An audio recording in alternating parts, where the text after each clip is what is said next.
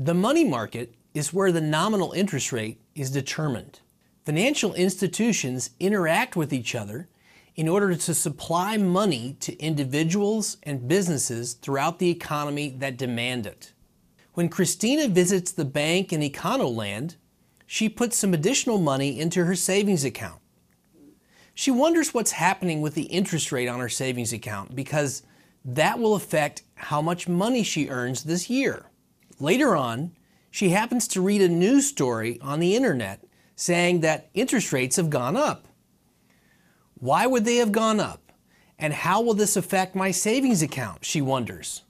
At the same time, Davis is shopping for a new car loan and will need to borrow money from a bank to buy a car. He sees the same story about interest rates rising and is wondering what caused it and how will it affect him. That's what we want to talk about now. Economists use a model called the money market model to describe how the nominal interest rate gets determined. It's based on the supply of money, the demand for money, and the factors that affect them. Let's first take a quick look at the components of this model, then we'll put them together to see what happens. The demand curve for money illustrates the quantity of money demanded at a given interest rate.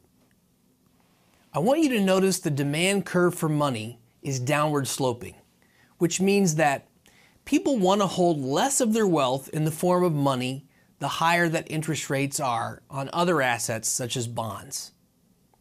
The supply curve for money illustrates the quantity of money supplied at a given interest rate, and here's what that looks like.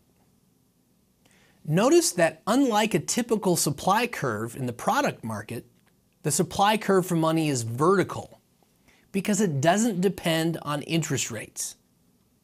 It depends entirely on decisions made by the central bank or the Federal Reserve in the U.S. The central bank controls the supply of money and they interact with other financial institutions. This interaction is part of the money market, and we can illustrate it by using a supply curve. When we combine the money demand and money supply curves, we can describe how the nominal interest rate is determined.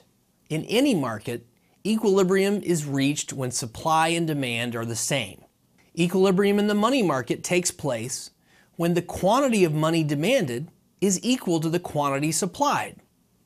Another way to say this is the quantity of money people are actually holding is equal to the quantity of money they want to hold.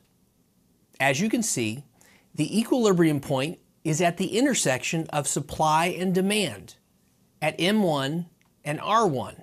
This is the money market in equilibrium. Now that we have a model to work with, we can begin to visualize what happens when money demand increases or decreases, or when the money supply is increased or decreased by the Federal Reserve. Let's look first at an example of changes in money demand. Suppose that Econoland is doing very well, and real GDP increases this year by 5%. Businesses are flourishing and more consumers are at the mall. Everything is happy and prosperous in Econoland. A higher economic output leads to higher incomes. Higher incomes mean that people choose to hold more of their wealth in the form of money. So this leads to an increase in the demand for money. As you can see here, when money demand increases, the demand curve for money shifts to the right, which changes the equilibrium in the money market. What happens to the nominal interest rate? It rises from R1 to R2. Likewise, when prices in Econoland rise by 10%, the demand for money increases because it now takes 10% more money to buy the same basket of goods and services. Again, when money demand increases, the demand curve for money shifts to the right, which changes the equilibrium in the money market. The nominal interest rate rises from R1 to R2. This is how we illustrate an increase in money demand. Now let's talk about the money supply. The Federal Reserve controls the supply of money. Since the quantity of money supplied affects the interest rate, and they control the supply, that means effectively the central bank controls the nominal interest rate in the money market. For example, when the Fed increases the money supply, it buys U.S. government bonds and pays with cash. Economists illustrate this as a rightward shift of the money supply curve, as you can see here. When the money supply increases, the money market reaches a new equilibrium at a lower interest rate. We're shifting the equilibrium interest rate from R1 to R2. One more thing that's important to understand.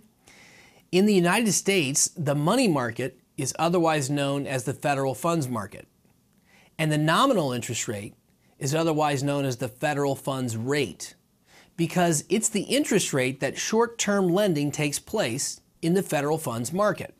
It's the key benchmark rate for the banking system because other interest rates are based on it. For example, the interest rates paid on savings accounts and CDs are based on this. In Econoland, the interest rate on Christina's savings account will closely follow the federal funds rate.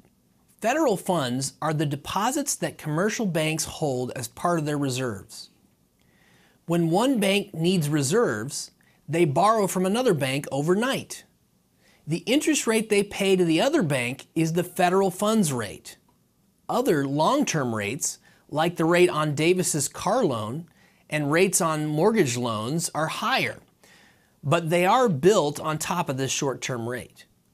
That means that when interest rates rise, savings accounts pay more, and most likely car loans and mortgages will also charge higher interest rates. For Christina, who has money in the savings account, a higher federal funds rate is great news. It means that her savings account rate is also going to rise, and she's going to earn a larger return on her savings this year. Davis, on the other hand, is shopping for a new car loan, and when interest rates rise, he will likely be paying a higher rate for the same car. Now that you have a better understanding of how the money market works, I want you to try some practice problems.